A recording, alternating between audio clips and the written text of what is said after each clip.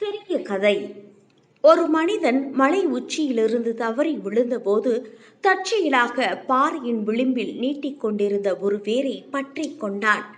பிடி தளர்ந்தால் பாதாளம் போகும் அபாயம். அவன் அதுவரை கடவுளை நம்பியது இல்லை.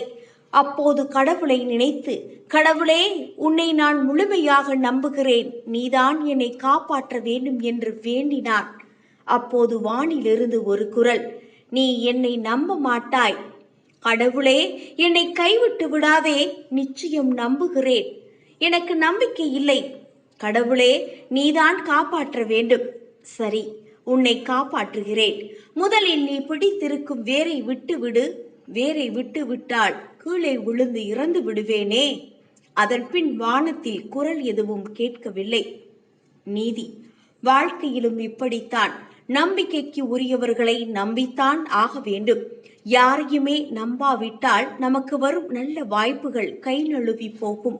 இப்படிக்கு மக்கள் நட்சத்திரம் MS மூர்த்தி.